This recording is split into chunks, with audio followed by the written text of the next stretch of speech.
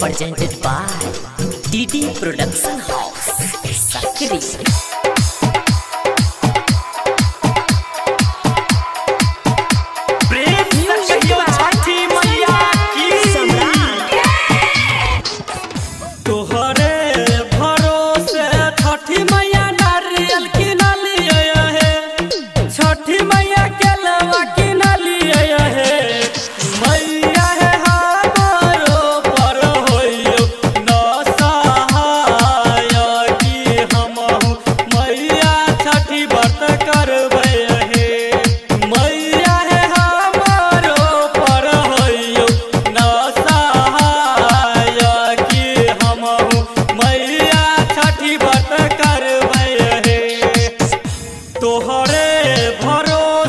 छठी मैया नारियल किनलिए है, छठी मैया केलवा किनलिए है।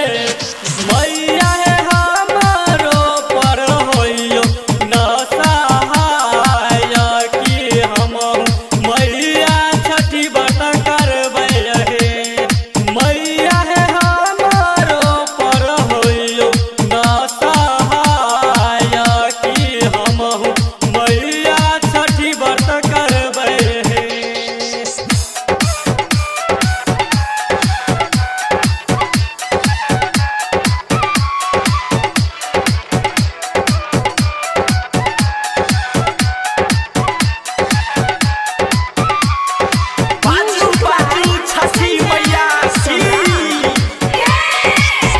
सबका के दिलिए मैया चोरा ललन माहे, मैया गोदी ललन माहे।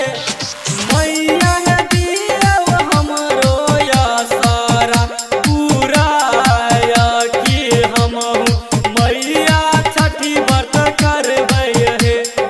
मैया है दियव हमरो आसरा पूरा मैया छठी व्रत करबै है।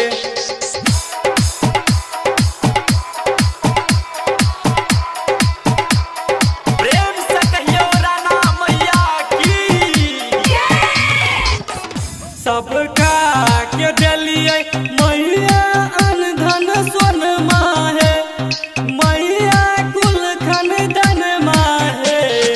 मैया है दिया हमरो आसरा पूरा कि हम मैया छठी व्रत करबै है। मैया है दिया हमरो आसरा पूरा कि हम मैया छठी व्रत करबै है। Presented by DD Production House, Sakri.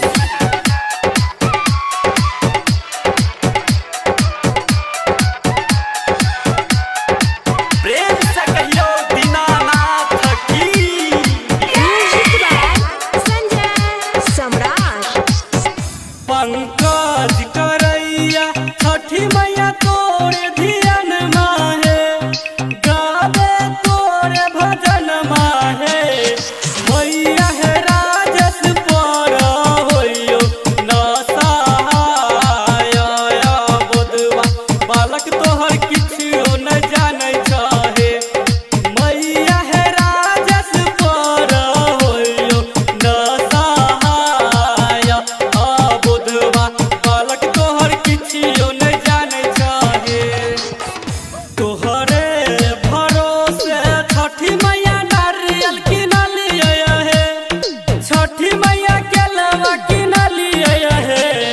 मैया है हमारो पर होइयो न सहाय कि हम मैया छठी व्रत करबै है।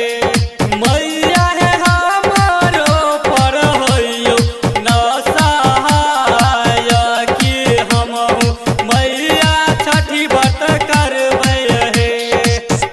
तोहरे भरोसे छठी मैया नारियल किनलिए है, छठी मैया केलवा किनलिए है। मैया है हमारो पर होइयो न सहाय कि